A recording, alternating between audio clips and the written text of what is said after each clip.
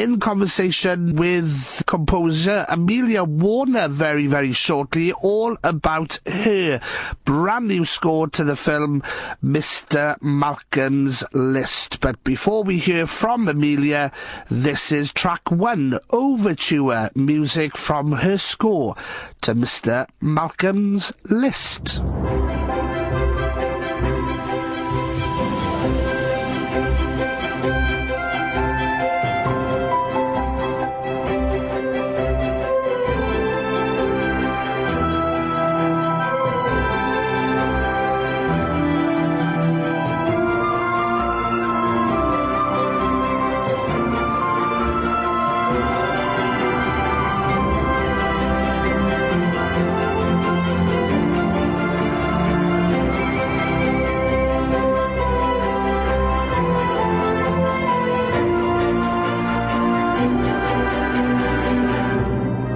Delighted to say that we are welcoming back composer Amelia Warner to the show. Amelia, welcome to the show once again. How are you? Hi there, I'm good, thanks. How are you? I'm well, thank you very much. Great to catch up with you. Tell us then, first of all, the connection between you and the film originally. How did you become a part of coming up with a score to this particular film, Amelia? So I read the script and I met Emma, the director. We went for a really nice walk together. I thought it was a really fun project and I really liked the screenplay. I thought it was very witty and I thought Emma was just brilliant and I really, really enjoyed hearing her kind of ideas and her vision for the film. And so we kind of talked, quite a lot about ideas. They were shooting the ballroom scene quite early on and they needed, to have a track. Emma knew that she wanted the kind of library music to disappear and it to become the score in that moment when Malcolm and Selena are dancing together. It's this kind of very beautiful, heightened, romantic moment.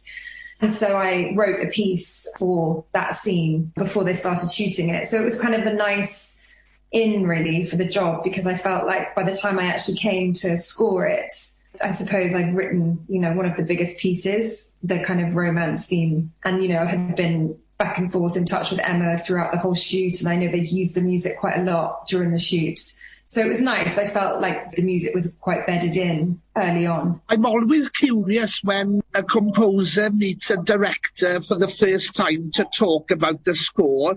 What is that experience like, Amelia? Because obviously you are the person tasked with coming up with the music, but I guess the director has his or hers ideas as well. What's the conversation then between both of you? Well, it depends. Obviously, it's just really different job to job, and each director is very different in their approach. And with Emma, I think it was, she's somebody who has an incredible vision and really knows what she wants. And I think the music for her was slightly, not worrying, but I guess it was something that she would say she doesn't understand music. So I think she felt for the first time, maybe in the process, like not totally in control of it, because she was like, I don't totally understand music and how it works. But the great thing is that Emma really, really knew how she wanted it to make her feel.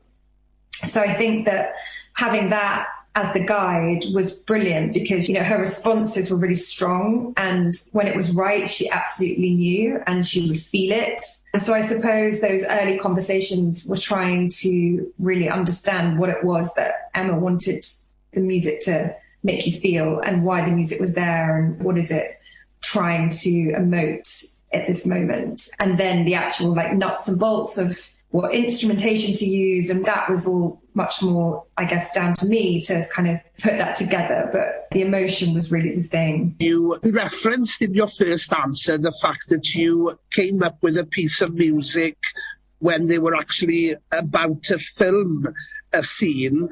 Normally, when chatting to composers are one of the last group of people to be brought on board to a film score and a film project. How different is that experience, because you are kind of effectively setting the tone even for the filming process, I would suggest. Yeah, I think for this it was really nice because there were different elements of the score that I suppose I hadn't really locked in, and I'm glad that I wasn't locked into anything and that I was able to then see the film and respond to what I was seeing. But I suppose one of the most central themes was this love theme and this romance theme between Malcolm and Selena. So I think having that locked in early was just a really nice thing, because I suppose I feel like the theme itself is kind of everything that we wanted to achieve with the score, which was something that felt really classic and something that felt really traditional,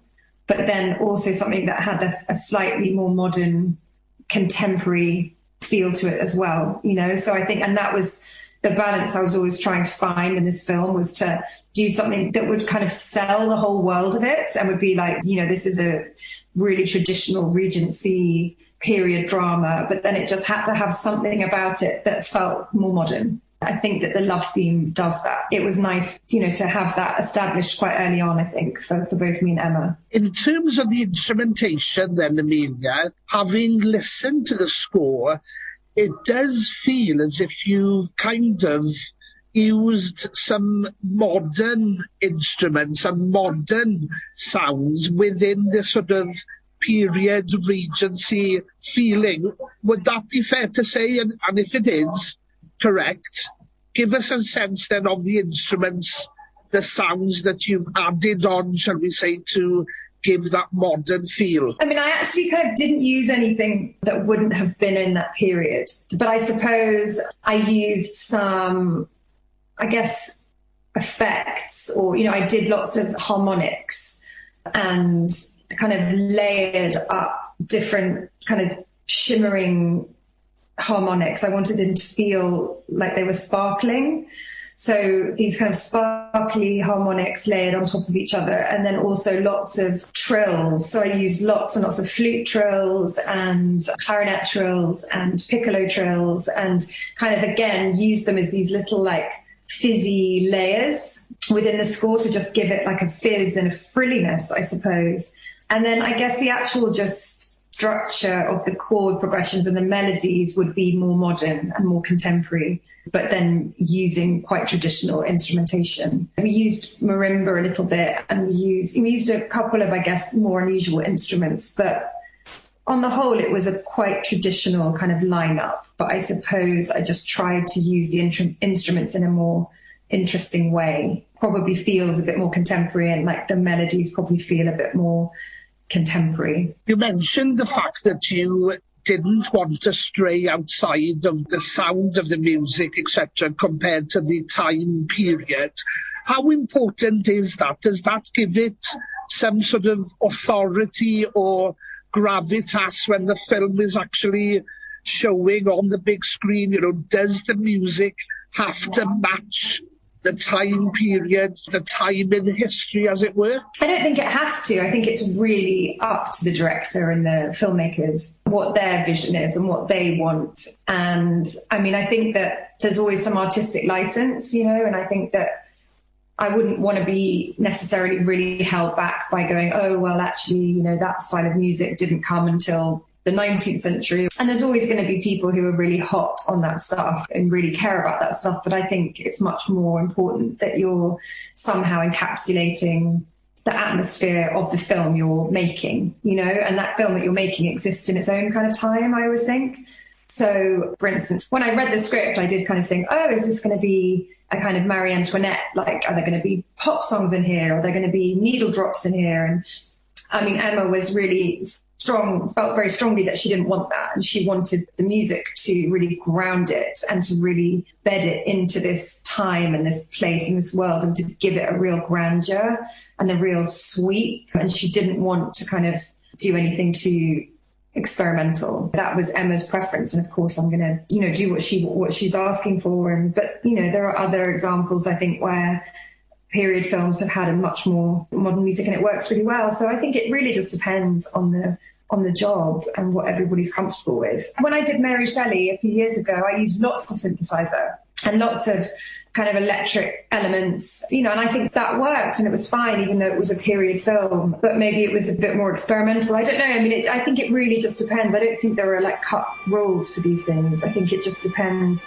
I mean, I think a synthesizer would have been really out of place in Mr. Malcolm's list. Not to say that there's a world where that could have worked, but I think for the film, you know, that they made, it was the right decision to have something that felt much more classic and that didn't feel like it was kind of inverting or doing anything too clever. Let's pause in the interview and hear some more music from Amelia's score. This is track 14, a track called Proposal.